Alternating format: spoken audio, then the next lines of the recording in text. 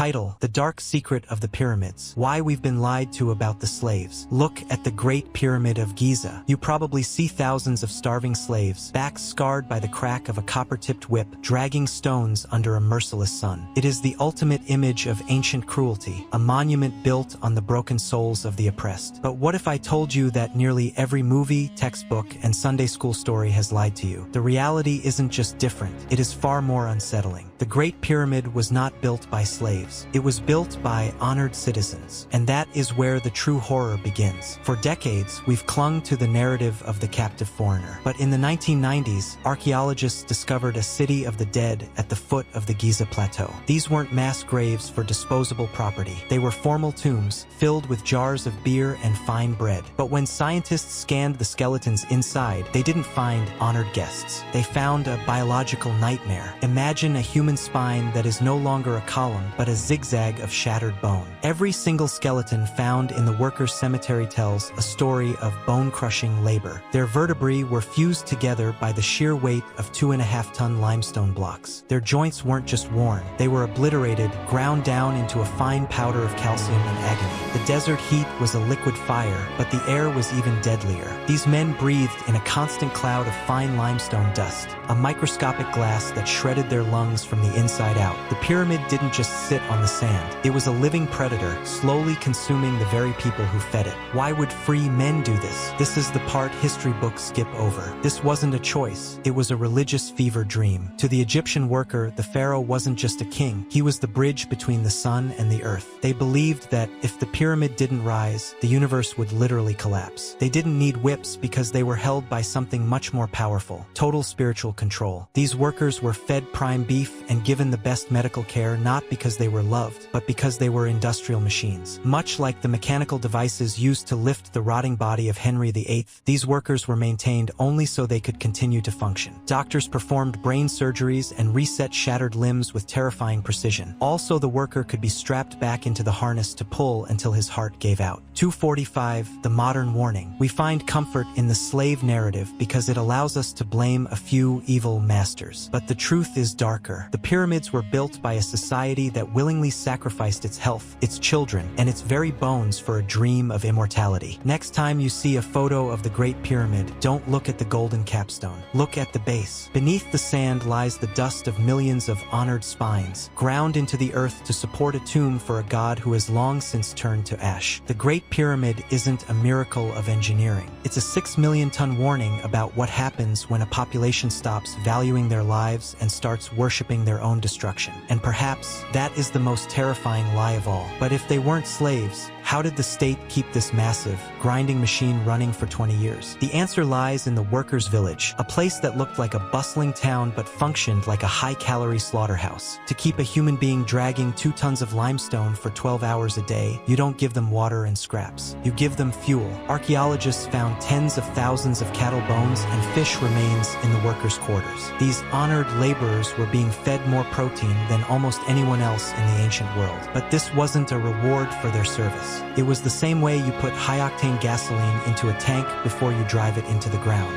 They were being bulked up because the pyramid was a parasitic god. It required a specific amount of human muscle and calories to grow. Close your eyes and imagine the sound of the plateau. It wasn't the quiet dignity of a construction site. It was a constant, deafening roar of grinding stone. The air was thick with the smell of sweat, wet sand, and the copper tang of blood. Every time a block slipped, every time a wooden lever splintered, a human life was extinguished in a mess of crushed viscera. But the work never stopped. There was no mourning period for a fallen worker. In the eyes of the pharaoh's architects, a broken man was simply a stripped gear in a divine clock. He was dragged to the cemetery, his bones reset with the same cold precision a mechanic uses to fix a tool, and if he couldn't walk, he was discarded. You might wonder, if I were there, I would run. I would hide, but you couldn't. This was the corvée system, a mandatory labor tax. In ancient Egypt, you didn't pay the state with with gold. You paid with your body. Every village along the Nile had a quota of flesh to provide. If your father didn't go, your brother did. If your brother died, your son took his place in the harness. It was a social contract written in bone. To refuse was not just a crime against the king,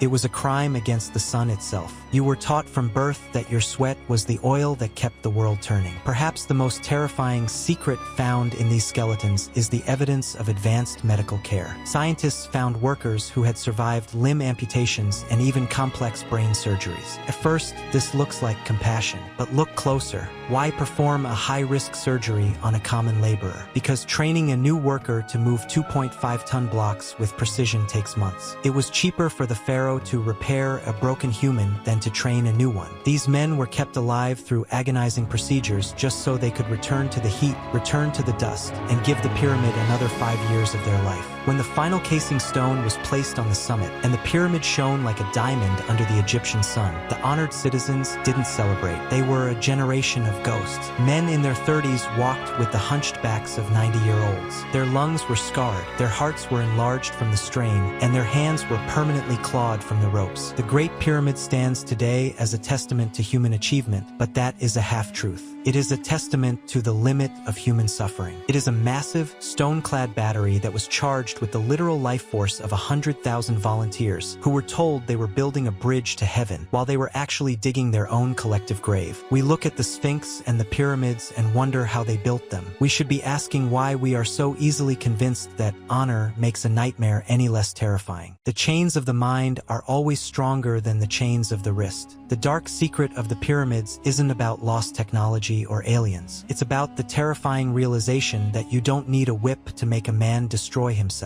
You just need to give him a holy reason to pull the rope. If the workers were the muscle, the Nile was the blood. But this wasn't the beautiful blue river you see on postcards. During the construction of the Great Pyramid, the Nile was transformed into a mechanical sewer. To move those massive granite slabs from Aswan, some weighing as much as 80 tons, the Egyptians didn't just sail. They engineered a hydraulic nightmare. They dug massive, artificial canals that cut deep into the plateau, turning the desert into a swamp of mud and stagnant water. Imagine the smell. Thousands of men working in waist-deep sludge, the water thick with the putrid runoff of animal waste and human sweat. This wasn't a clean construction site. It was a breeding ground for parasites. Ancient medical papyri reveal that workers were infested with schistosomiasis, a parasitic worm that traveled through their skin, eating their internal organs from the inside out while they were still pulling the ropes. They weren't just battling the weight of the stone. They were battling a microscopic army that was turning their insides into mush. But the quota had to be met. The pharaoh's overseers didn't care if a man was vomiting blood or his skin was crawling with infection. As long as his hands could still grip the hemp rope, he was functional.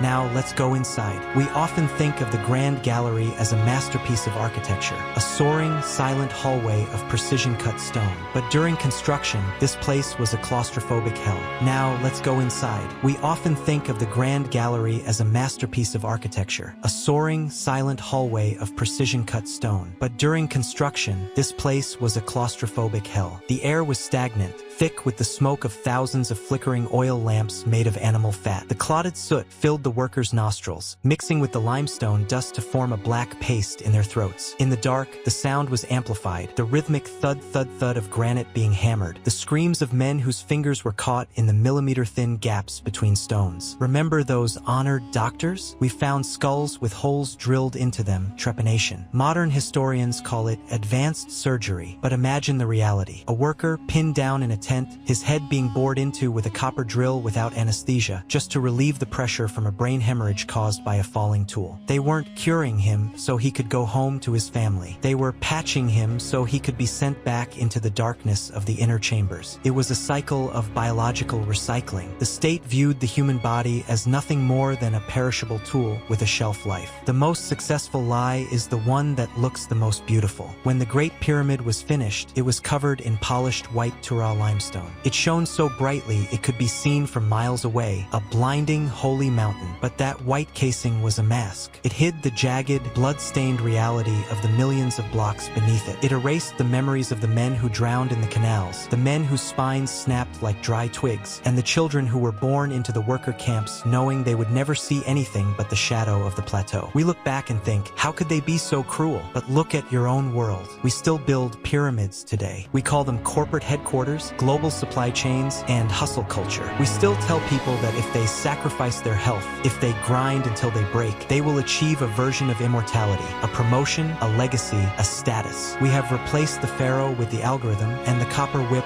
with the deadline. The dark secret of the pyramids isn't that they were built by slaves. It's that they were built by people who were convinced they weren't slaves. The Great Pyramid stands today not as a symbol of human genius, but as a 6-million-ton tombstone for the human spirit. It is a reminder that the most powerful kings don't chain your hands, they chain your sense of purpose. As you look at the last remaining wonder of the ancient world, ask yourself, what pyramid are you building with your own life? And whose immortality are you really dying for? Because in the end, the sand covers everything except the truth.